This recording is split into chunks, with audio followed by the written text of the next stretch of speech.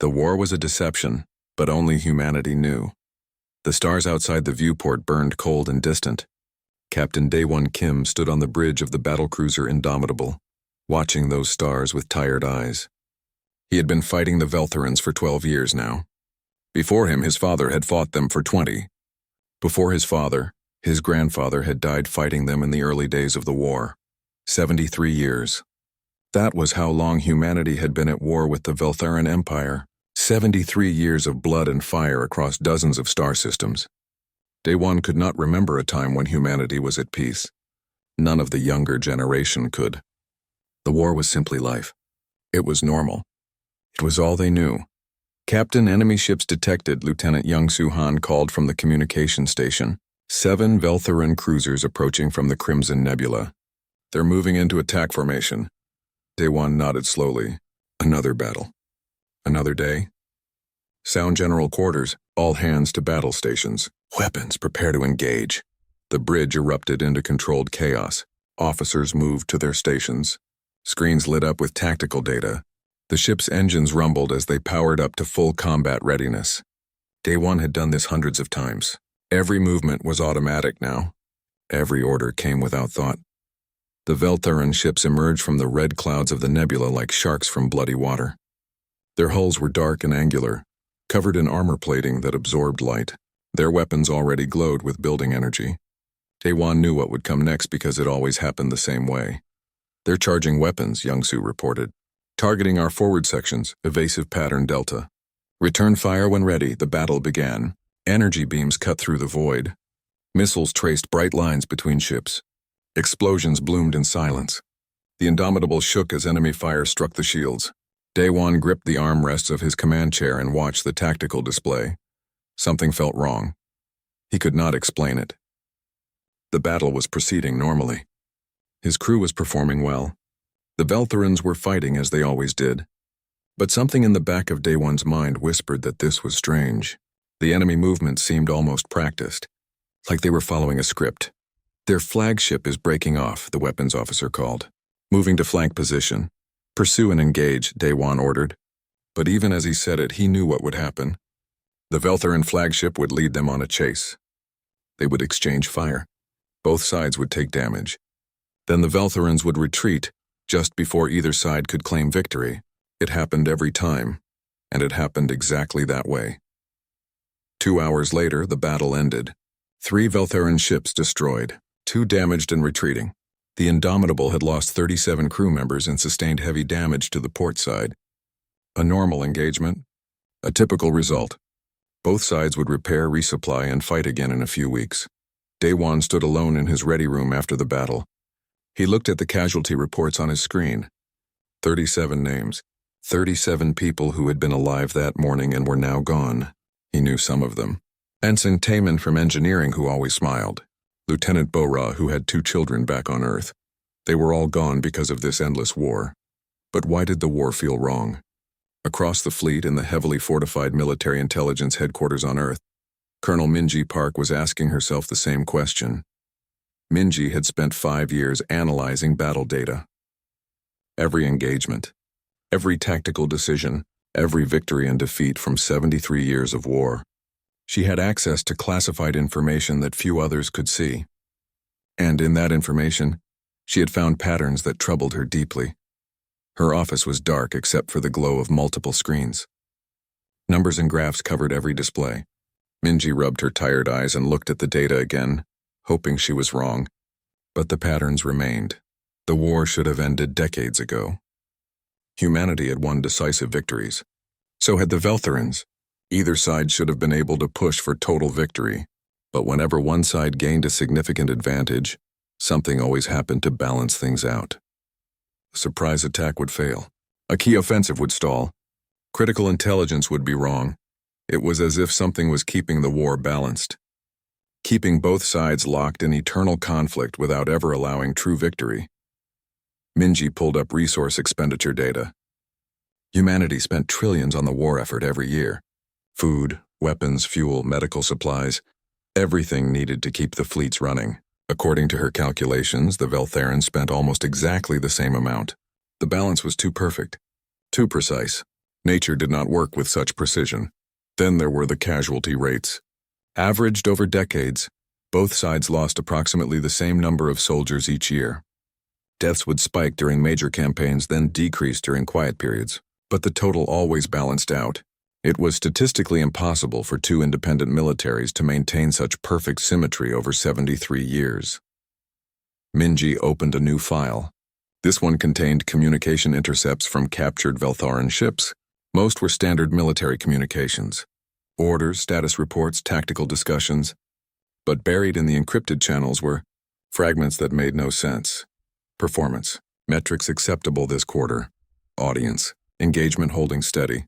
Next story arc scheduled. For spring offensive, what did that mean? What audience? What story arc? These were military communications. They should contain nothing but warfare discussions. Minji leaned back in her chair and stared at the ceiling. An impossible thought was forming in her mind. A thought so disturbing that she had been pushing it away for weeks. But the data kept pointing to the same conclusion. What if the war was not real? Not that the fighting was fake. People really died. Ships really exploded. Planets really burned. But what if the war itself was being controlled? Manipulated? What if someone or something was orchestrating the entire conflict for purposes unknown? She needed more proof. She needed to share this with someone she could trust. 3 days later, Dr. Hyojin Lee made a discovery that would change everything. Hyojin was a xenolinguist. She studied alien languages and communications. For the past 2 years, she had been working on decoding Veltharan communication protocols. The Veltharans used complex encryption that changed constantly. Breaking their codes was nearly impossible.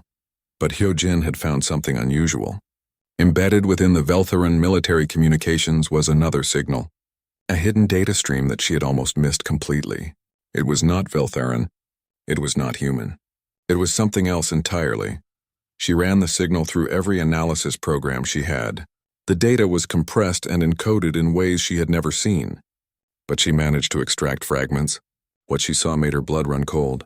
Video feeds, combat footage from both human and Veltharan ships, casualty statistics, dramatic moments from battles, and something that made no sense at all. Ratings. Like entertainment ratings. Numbers that measured views, engagement, emotional response. Someone was watching the war. Someone was recording everything. Someone was measuring how entertaining the battles were. Hyojin sat in her lab, hands shaking as she reviewed the data again and again. She wanted to be wrong. She desperately wanted to be wrong. But the evidence was clear. The war was being broadcast somewhere. To someone. For some purpose that she could not begin to understand. She reached for her communication terminal. This needed to be reported immediately. But who could she trust? Who would believe something so impossible? Her terminal buzzed before she could activate it. An incoming message, classified Priority 1, from Colonel Minji Park. Dr. Lee, I need to speak with you immediately. I believe you may have discovered something important. Something that confirms my own research. We need to meet. Bring all your data. Tell no one. Hyojin felt a chill run down her spine. Minji had found something too. They were not alone in their suspicions. She gathered her data files onto an encrypted drive and left her lab. The corridors of the research facility seemed different now.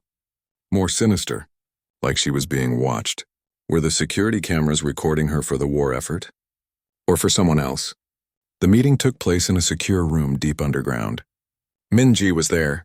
Admiral Taeyang Choi was there too. The admiral looked grim. His face was lined with age and stress. He had commanded the fleet for 15 years and had seen more death than any human should witness. Minji presented her findings. The impossible balance, the statistical anomalies, the strange communications. Hyojin added her discovery of the hidden signal, the broadcast, the ratings, the evidence that someone was watching. For a long moment, no one spoke. The implications were too vast, too terrible. Finally, Admiral Taeyang spoke. His voice was quiet and heavy. I have suspected something was wrong for years. But I never imagined this. If what you are saying is true, then everything we have fought for is a lie. Every soldier who has died for nothing. Not for nothing, Minji said firmly. They died believing they were protecting humanity. That belief was real, even if the war is not. What do we do now? Hyojin asked. If this is true, if the war is being manipulated, who is behind it? And why? Minji pulled up a star chart. That is what we need to find out. The hidden signal has a destination. I have been trying to trace it. The war was a deception, but only humanity knew Lieutenant Young-Soo Han had always been good with numbers. Even as a child, he could see patterns where others saw only chaos. That skill had made him an excellent communications officer. He could spot anomalies in data streams that others would miss completely. And 3 weeks after the meeting in the underground room, he spotted something that should not exist. He was reviewing routine communication logs from the last battle. Standard procedure, looking for any useful intelligence in the signal noise. But hidden beneath the normal military chatter, he found something impossible. A second data stream. No, not a second stream. A mirror stream. Every piece of battlefield communication was being copied and sent somewhere else. Young-Soo ran the detection again. Then again, the results did not change. Every message sent between human ships was being duplicated. Every tactical order, every damage report, every casualty count, all of it copied in real time and transmitted to coordinates beyond mapped space. His hands shook as he expanded the search parameters. How long had this been happening? He ran scans on older battle logs, 1 month back, 6 months, 1 year, 5 years, 10 years. The hidden stream had been there for decades. Perhaps from the very beginning of the war, Young-Soo encrypted his findings and sent them directly to Colonel Minji Park. Then he sat back in his chair and tried to control his breathing. Someone had access to everything. Every human military secret, every tactical plan, every weakness. And they had been watching for 73 years. Minji received the report at 2 in the morning. She did not sleep much anymore. Too many questions filled her mind. When she read Young-Soo's findings, she knew they had found something critically important. She called an emergency meeting.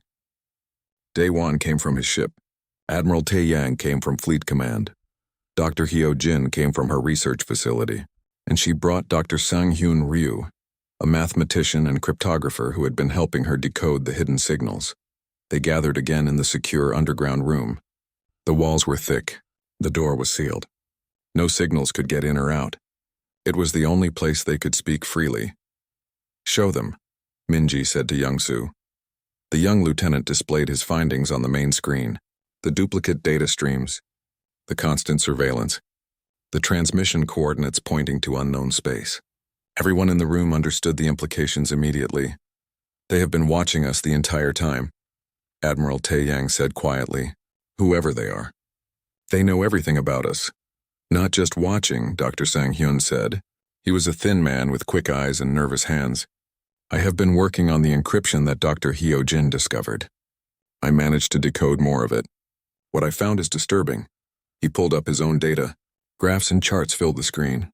The hidden signal is not just sending data out. It is also receiving data, instructions, corrections, like someone is adjusting parameters in real time. "Adjusting what parameters?" Daewon asked. "Battle outcomes, resource distribution, tactical decisions. I found evidence of override commands embedded in our own military communication systems. Commands that alter orders before they reach their destination. Small changes. A ship diverted here. A supply convoy delayed there. Nothing obvious enough to notice, but enough to control the war's direction." The room fell silent. The full horror of what they were learning became clear. The war was not just being watched. It was being directed, like a play with invisible stage managers guiding every actor's movement. "We need to know who is behind this," Minji said. "And we need to know why. Commander Ji-woo Song is leading a special operations mission. If everything goes according to plan, we will have answers soon." Far from Earth, in the contested space near the Velthuran border, Commander Ji-woo Song and his team prepared for the most dangerous mission of their lives. Ji-woo was a veteran of special operations. He had conducted raids behind enemy lines dozens of times. But this mission was different. They were not going to attack a Velthuran facility. They were going to spy on one. Minji had identified a suspected command hub on a remote station near the border. Intelligence suggested that high-ranking Velthuran officers met there regularly. But the location was strange. It was not positioned for tactical advantage. It was isolated, hidden, like someone did not want it found. Jiwoo's team consisted of 6 people. All of them were skilled. All of them knew they might not return. They approached the station in a stealth ship running silent, using the debris field of an old battlefield for cover. "Target station ahead," the pilot whispered. No signs of detection. They drifted closer. The station was small but heavily shielded. Not military shields, something else. Something that blocked most scanning attempts. Jiwoo had brought specialized equipment designed to penetrate such shields. Equipment that officially did not exist. "Deploying surveillance drones," he said quietly. Tiny machines, each no larger than an insect, launched from their ship. They drifted toward the station on nearly invisible trajectories. Each drone carried cameras, audio recorders, and signal interceptors. They would attach to the station's hull and give Jiwoo's team eyes and ears inside. The wait was agonizing. Minutes stretched like hours. Jiwoo watched his screens, waiting for the drones to establish connection. Finally, data began flowing. Video feeds appeared. Audio channels opened. What Jiwoo saw made his blood freeze. Inside the station, Veltheran officers sat around a conference table. That was expected. What was not expected were the humans sitting with them. High-ranking human officers in full uniform. Not prisoners, not under guard. They were sitting casually, drinking together, reviewing data on shared screens. "Are we seeing this correctly?" One of Jiwoo's team members whispered. "Are those human officers meeting peacefully with Veltherans?" "Yes," Jiwoo said, his voice hard. "Record everything." They watched and listened. The conversation was shocking. The humans and Veltherans were not discussing battle strategy. They were discussing something else entirely. Story arcs, character development, audience engagement, dramatic pacing. "The last battle at Crimson Nebula performed well," a human colonel was saying. Viewership peaked during the climactic moments. Emotional response was strong. A Veltheran officer nodded. "Yes, but we need to maintain tension. The audience expects escalation. We should plan something bigger for next quarter. Perhaps a planetary assault? Those always generate strong numbers." "Agreed, but we need to balance it carefully. Too much human victory and we lose dramatic tension. Too much Veltheran success and the human audience becomes demoralized. We must keep hope alive on both sides." Jiwoo felt sick. These people were talking about the war like it was entertainment. Like the soldiers who died were actors in a show. And they were working together, humans and Veltherans, collaborating to maintain the deception. "What about the new weapons we introduced last month?" another human officer asked. "Did they increase engagement?" "Significantly," a Veltheran replied. "The visuals were impressive. We should introduce matching technology on our side to maintain balance. Perhaps in 3 months? That gives enough time for dramatic buildup." The conversation continued. Jiwoo recorded every word, every face, every piece of evidence. After 2 hours he had seen enough. They withdrew silently, their stealth ship disappearing into the debris field. The journey back to human space took 3 days. 3 days for Jiwoo to process what he had witnessed. He had always believed the war was necessary, that he was fighting to protect humanity. Now he knew the truth. The war was a lie. The enemy was not the Veltherans. The enemy was the people who made humans and Veltherans kill each other for entertainment. When Jiwoo presented his evidence to the group, the reactions ranged from shock to rage to despair.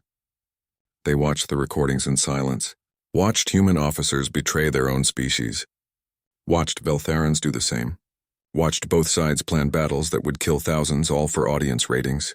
"Who is the audience?" Daewon asked, his voice shaking with anger. "Who is watching this?" Dr. Hyojin pulled up her latest findings.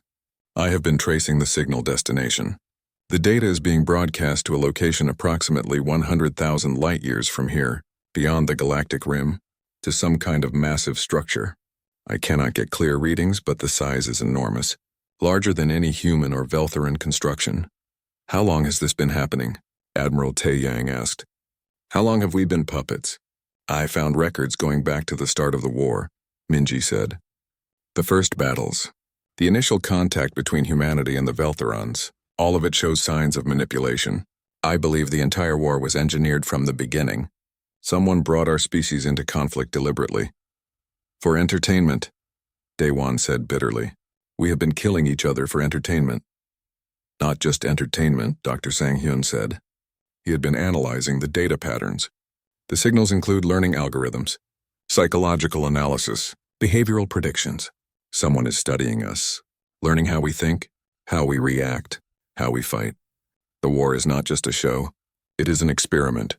The implications were staggering. An unknown alien civilization with technology far beyond human or Veltheran capability, powerful enough to manipulate entire species, advanced enough to control a war lasting 73 years. The war was a deception, but only humanity knew. Major Kyungmin Bae sat in the briefing room and listened to the impossible story. She had been summoned without explanation, told only that Admiral Tae Yang needed to speak with her about a classified matter. Now she was learning that everything she had fought for was a lie. She listened without interruption as Colonel Minji presented the evidence. The statistical impossibilities. The hidden surveillance network. The collaboration between human and Veltheran officers. The mysterious overseers controlling everything from beyond known space. When the presentation ended, Kyungmin sat in silence for a long moment. "My squadron," she finally said, her voice quiet and cold. "The battle at Orion Station. We lost everyone. 43 pilots. You are telling me they died for ratings? For entertainment?" "Yes," Minji said simply. There was no gentle way to deliver such truth. Kyungmin's hands clenched into fists. She had blamed herself for months, questioned every decision she made during that battle, wondered what she could have done differently to save her people. Now she knew the truth. There was nothing she could have done. The battle was rigged from the start. Her squadron was sacrificed to make the war more dramatic. "What do you need from me?" she asked. Admiral Tae Yang leaned forward. "We need you to fly into Veltharan territory, alone, under a flag of truce, carrying evidence of the deception. We believe there are Veltharans who do not know about the manipulation. If we can reach them, if we can share what we know, we might find allies. You want me to trust the enemy? We want you to find people who are not the enemy," Daewon said. "The Veltharans we have been fighting are victims just like us. Manipulated, controlled, used. Some of their leaders know the truth and profit from it, but most do not. Somewhere in their military are people who suspect something is wrong, people who want answers. We need to find them." Kyungmin looked at the evidence again. The recordings from Ji Woo's mission, human and Veltharan officers laughing together while they planned battles, planning which soldiers would die and when, making sure the casualties were balanced, keeping the war entertaining. "I will do it," she said. "When do I leave?" 3 days later, Kyungmin sat in the cockpit of a small diplomatic shuttle. It was not armed. The shields were minimal. If the Veltharans wanted to destroy her, they could do so easily. She carried only one thing of value, a data chip containing all the evidence they had gathered. Proof of the deception. Proof that both species were being manipulated. She crossed into Veltharan territory and activated her communication system. "This is Major Kyungmin Bae of the Human Space Forces. I am flying under a flag of truce. I carry information of critical importance to both our peoples. Information about the war. I request permission to deliver this information to your military command. I am unarmed and alone. I am not a threat. I am asking for a chance to speak." For 5 minutes there was no response. Kyungmin's hands were steady on the controls, but her heart raced. She could see Veltharan ships on her scanner. 3 cruisers moving to intercept. They could destroy her with one shot. She waited.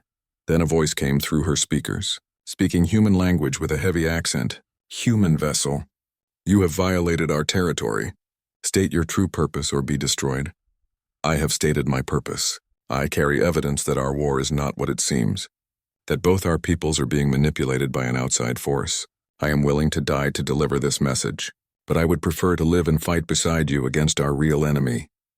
Another long silence. Kyungmin watched the Veltharan ships close in around her. Weapons locked. Targeting systems active. One wrong move and she would die. "You will follow our lead ship to Station Valcor.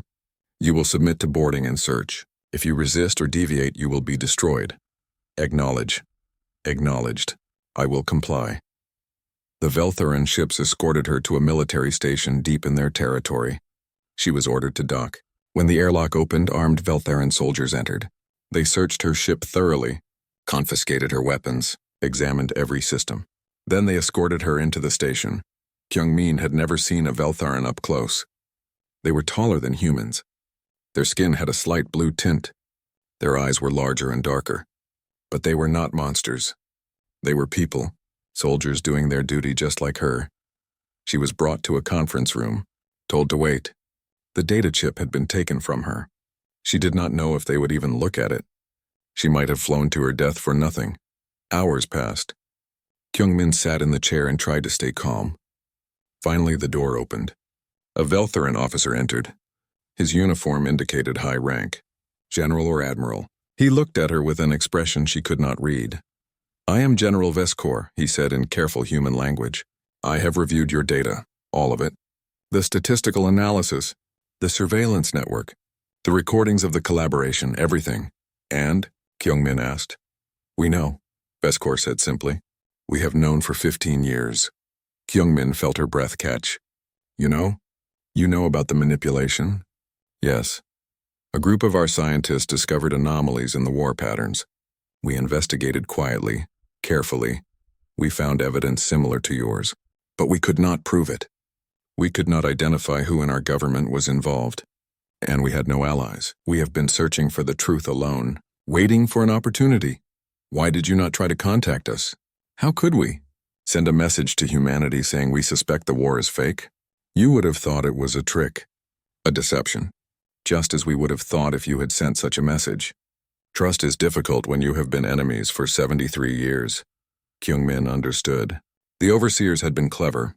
By making humans and Veltherans enemies, they ensured neither species would trust the other enough to share suspicions. The division itself was part of the control. "So what happens now?" she asked. Veskor sat down across from her. "Now we stop being enemies. Now we become allies. Now we fight the real war." Back on Earth, Dr. Jae-hoon Kang was making a breakthrough. He was an astrophysicist who specialized in deep space phenomena. Minji had brought him into the investigation to help trace the hidden signal to its source. For weeks, he had been analyzing the transmission patterns, trying to pinpoint exactly where the data was being sent. Finally, he had an answer. "The signal terminates here," he said, pointing to coordinates on a star map. The location was an intergalactic void, the empty space between galaxies where no stars existed. "There is a structure there, artificial, massive. I have been using long-range telescopes to gather more data." The images he had captured were astonishing. The structure was enormous, larger than any planet, larger than most star systems. It appeared to be a space station. But calling it a station was like calling an ocean a puddle. It was a construct of impossible scale. "This is where the broadcasts are being sent," Jae-hoon explained. "This is where the overseers are located. I estimate the structure is positioned equidistant from hundreds of advanced civilizations. Ours, the Veltharans, and many others we have never encountered. It is positioned to receive signals from all of them." "You are saying they are watching more than just us?" Hyojin asked. "I am saying they are running multiple shows. We are not their only entertainment. They have orchestrated conflicts across the galaxy. We are just one program in their collection." The scope of the horror expanded. How many species were being manipulated? How many wars were staged? How many billions of lives had been wasted for the amusement of these overseers? President Yoon Ji-kwon was briefed on the situation 3 weeks after Kyungmin's mission. The president was a former military officer herself. She had fought in the war, lost friends, nearly died twice. Learning that it had all been orchestrated broke something inside her. She sat in her office and reviewed all the evidence. Then she called Minji, Admiral Tae-yang, and Dae-won to meet with her. They gathered late at night when fewer people would notice. "If we reveal this truth to the public, society will collapse," Yoonji said bluntly. "Our entire economy is based on war production. Billions of jobs. Every major corporation. If the war ends suddenly, we face unemployment, poverty, chaos. And that is before we consider the psychological impact. People have lost loved ones to this war. When they learn those deaths were meaningless, what will happen?" "The deaths were not meaningless," Dae-won said firmly. "Those soldiers believed they were protecting humanity. That belief gave their sacrifice meaning even if the war was false." "Will their families see it that way?" Yoonji asked. "Will a mother who lost her son take comfort in knowing he died believing a lie?" The room fell silent. There were no easy answers. "We cannot hide this forever," Minji said. "Eventually the truth will come out. Better that we control how and when it is revealed than let it explode chaotically. What do you suggest?" "We do not reveal everything at once. We build toward it. Start by announcing peace talks with the Veltherans. Frame it as a diplomatic breakthrough. Give people time to adjust to the idea that the enemy might not be the enemy. Meanwhile, we prepare. We restructure the economy. We create new jobs. We give people purpose beyond war. And when society is stable enough to handle the truth, we tell them. How long will that take? Years, maybe decades. But it is better than collapse. Yunji considered this. And what about the overseers? The war was a deception, but only humanity knew Agent Hyunwoo Shin had spent 15 years in deep cover operations. He had infiltrated criminal organizations, terrorist cells, and enemy intelligence networks. He had lived other lives, worn other faces, become other people, but nothing had prepared him for this mission. He sat across from Minji and Veskor in the hidden station and listened to what they needed. They wanted him to infiltrate the collaborator network, to become one of the traitors who worked for the overseers, to get close enough to learn their secrets and find their weaknesses. The collaborators meet regularly on a station called Haven, Minji explained. It exists outside normal space, accessible only through coordinates provided by the overseers. Human and Veltheran traders gather there to receive their instructions and their payments. We need you to convince them you are one of them. How do I do that? Hyunwoo asked. You will stage a defection. Make it public. Make it believable. Claim you are tired of fighting, that you want to profit from the war instead of dying in it. The collaborators recruit people like that. They look for those willing to sell out their species for personal gain. And if they do not believe me, then you will probably die, Veskor said bluntly. These people are paranoid. They have much to lose if they are exposed. They will test you. Question you. If they suspect you are a spy, they will eliminate you quietly. Hyunwoo nodded slowly. He had accepted dangerous missions before. But this one felt different. He would be surrounded by traitors, alone, with no backup. If something went wrong, no one could save him. I will do it, he said. When do I start? The staged defection happened 3 weeks later. Hyunwoo, using his real identity, publicly abandoned his post during a battle. He stole a ship and fled toward neutral space. He sent messages criticizing the war, claiming it was pointless, saying he was tired of watching people die for nothing. The military declared him a deserter. Put a bounty on his head. It was all theater, but it had to look real. Within days, Hyunwoo received an encrypted message, an invitation to meet someone who could help him, someone who understood his frustrations. The meeting took place on a remote trading station. A human man in expensive clothes sat across from Hyunwoo in a private room. The man smiled like a merchant who had found a profitable customer. You are disillusioned with the war, the man said. It was not a question.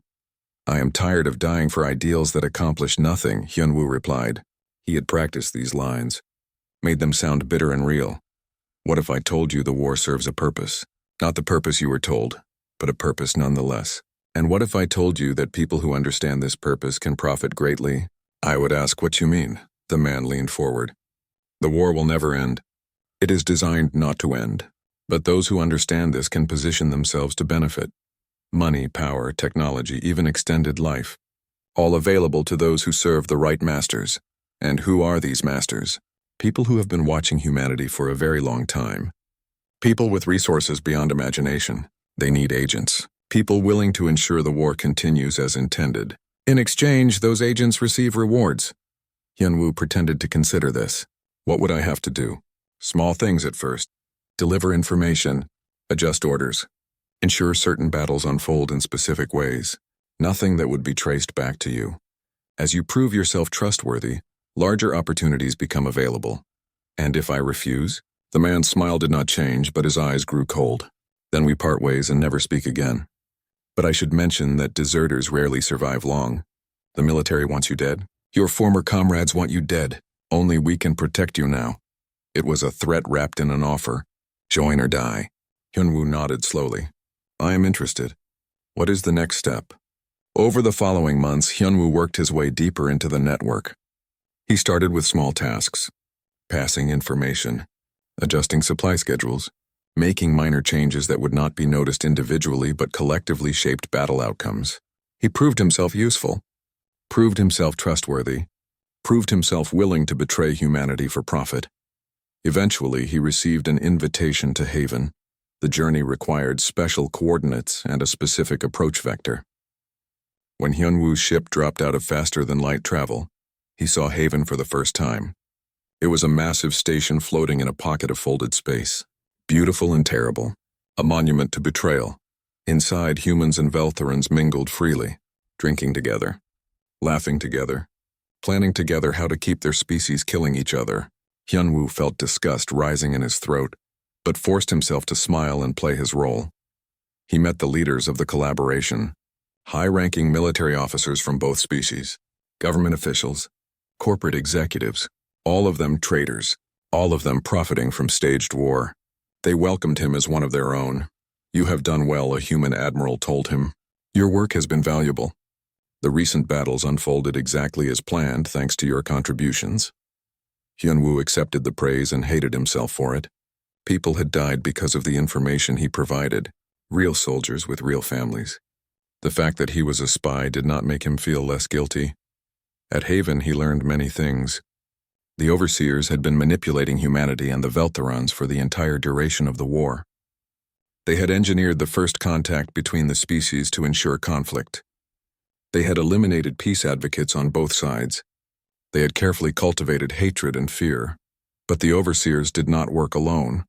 They had agents scattered across dozens of civilizations. Haven was just one of many stations where collaborators gathered.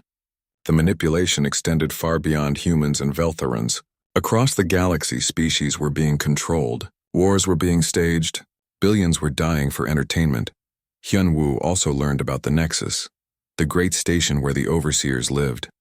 He saw technical data, defense specifications, power systems. It was information Minji desperately needed, information that might give them a chance. He memorized everything, every detail, every weakness, every piece of intelligence that might be useful. And he waited for the right moment to extract himself and deliver what he had learned.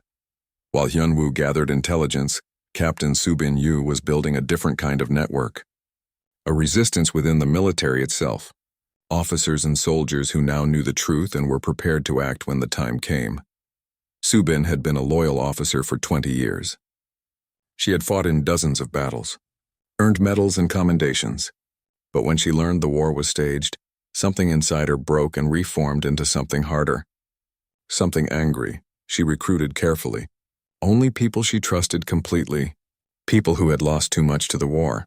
People who would fight for something real instead of something fake. Her network grew slowly but steadily. Captains, commanders, pilots, engineers, all of them waiting for orders. All of them ready to turn their weapons against the real enemy. "How many do we have now?" Daewon asked during a secret meeting. 300 ships, Subin reported. "Maybe more. I am still making contact with potential allies. But we need to be careful. The collaborators have spies everywhere. If they learn what we are doing, they will move against us. 300 ships is not enough to assault the Nexus," Admiral Taeyang said. "It does not need to be," Minji replied. "We are not planning a direct assault. We are planning something more subtle, something the Overseers will not expect." Veskor had joined the meeting through secure communication. His image appeared on the screen. "We have similar numbers on our side. Perhaps 500 ships total whose crews know the truth and are loyal to our cause. Combined with your forces, we have significant strength. But you are right. Direct confrontation with the Nexus would be suicide." "Then what is the plan?" Subin asked. Minji pulled up a star chart. "We staged the biggest battle in the war's history. Right here, near the Nexus itself. The Overseers will expect spectacular entertainment. They will tune in with their trillions of viewers. They will watch closely, anticipating the climactic drama. And then," Daewon asked, "and then we break the fourth wall. We reveal the truth. Not just to our own people, but to everyone. Every species the Overseers have been manipulating. Every civilization trapped in staged conflicts. We broadcast the evidence. We show them what the Overseers really are. We turn their entertainment network into a weapon against them." The room fell silent as the implications became clear. It was audacious, dangerous, but if it worked, it could free dozens of civilizations simultaneously. "The Overseers will retaliate," Veskor warned. "They will use their advanced technology against us. They could destroy our fleets with ease if they choose." "They could," Minji agreed, "but they will not. Because doing so would prove our point, would prove to all their viewers that they are tyrants, not entertainers. The Overseers rely on maintaining an illusion, the illusion that the conflicts are real, that the deaths matter. If they openly massacre species who rebel, that illusion shatters. They lose everything. You are gambling that they care more about their reputation than crushing us, Admiral Taeyang said. Yes, it is a gamble, but it is the only play we have that might actually work. Day One studied the plan. It was clever. Use the Overseer's own system against them. The war was a deception, but only humanity knew. The combined fleet emerged from faster-than-light travel in perfect formation. 800 human ships flying alongside 700 Veltheran vessels. For 73 years, such a sight would have meant the end of everything. Now it meant the beginning of freedom. Captain Day One stood on the bridge of the Indomitable and watched the Nexus grow larger on his view screen. The station was even more massive than the intelligence reports suggested. It stretched across space like a mechanical continent. Ancient and powerful, beautiful and terrifying. All ships report ready, Young-Soo announced from communications. Human and Veltheran forces in position. Awaiting your order, Captain. Beside Daewon's image on the shared command channel, General Veskor appeared. The Veltheran commander looked calm but determined. This is the moment, Veskor said. Once we begin, there is no turning back. Then let us make sure we do this right, Daewon replied. He opened a channel to all ships in the fleet. All vessels, this is Captain Kim. Today we fight not as humans or Veltherans, but as free people. Today we tell the universe that we will not be puppets. Today we take back our destiny. Begin the operation. The fleet moved forward, not in attack formation, but in the choreographed patterns of a staged battle. Energy beams flashed between ships, carefully aimed to miss. Missiles launched with pre-programmed trajectories that looked dramatic but caused minimal damage. To any observer, it appeared to be the climactic battle everyone had been waiting for. Inside the Nexus, the Overseers watched with interest. They were ancient beings who had transcended physical form billions of years ago. They existed as pure consciousness housed in technological bodies that never aged and never died. They had achieved everything. Conquered death, eliminated scarcity, mastered the laws of physics. And in doing so, they had become eternally bored. So they created entertainment. They found younger species with potential and engineered conflicts between them. They watched civilizations destroy each other in carefully managed wars. It gave them something to do, something to feel. The emotions of lesser beings were fascinating to watch. The human Veltheran War had been one of their most successful productions. 73 years of compelling drama, heroic sacrifices, tragic losses, unexpected victories. The audience ratings were excellent. Trillions of Overseer citizens tuned in regularly. Some had been watching since the beginning.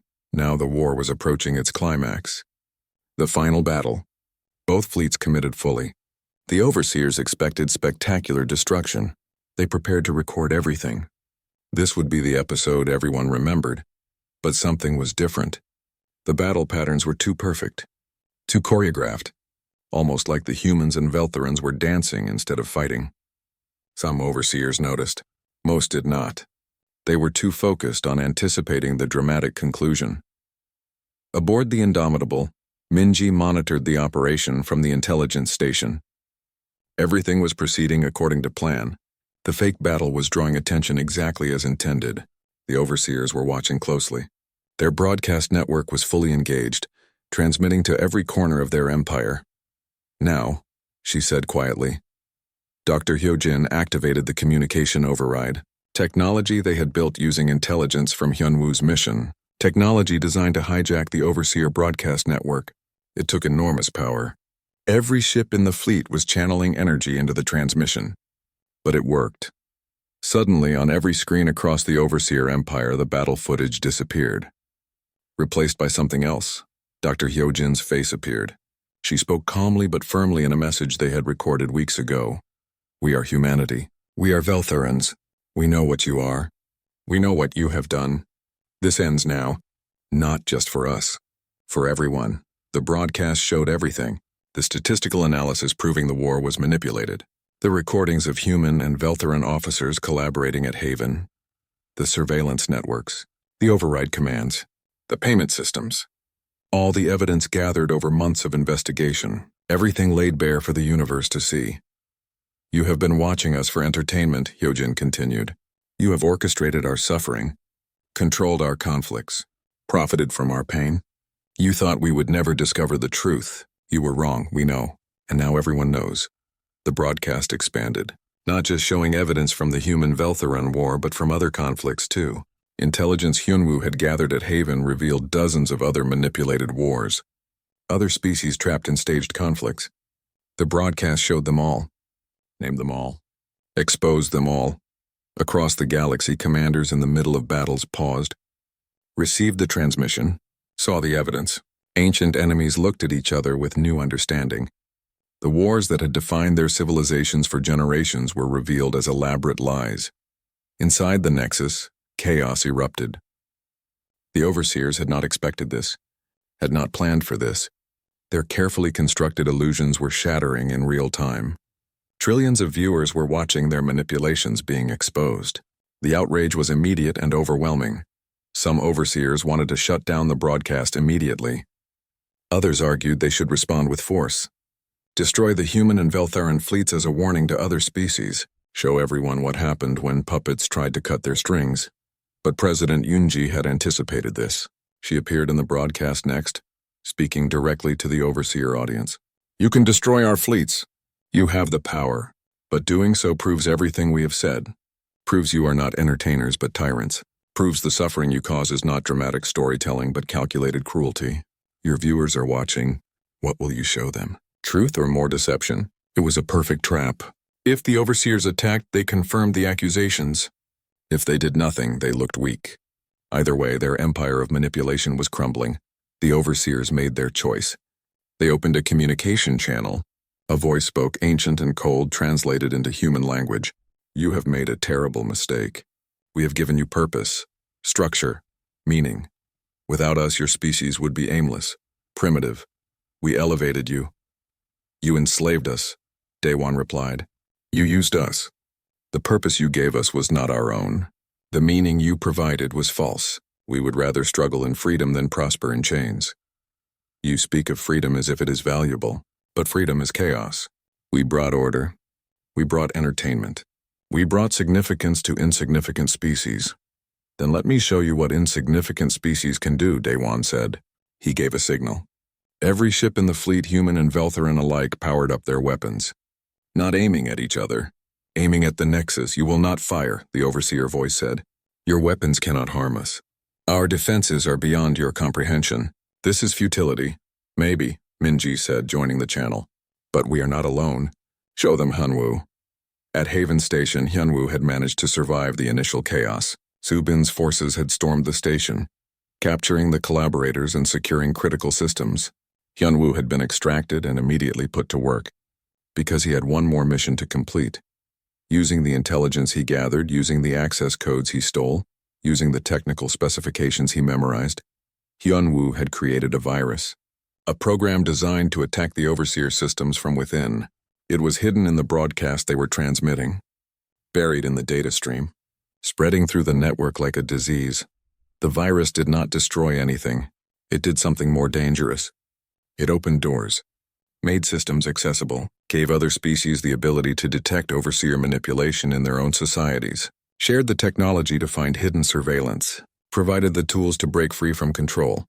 We are not just freeing ourselves, Minji announced across the open channels. We are freeing everyone. We are giving every manipulated species the ability to see their chains. The choice to break them is theirs. But they will have that choice. You cannot stop all of us. You cannot control everyone once they know the truth. The overseer response was fury. They attempted to shut down their network, but the virus had spread too far. They attempted to trace the broadcast source, but Hyunwoo's encryption was too good. They attempted to assert control, but control requires trust, and trust had been shattered. Across their empire, species were awakening. Wars were ending. Ancient enemies were talking. The carefully constructed conflicts were falling apart.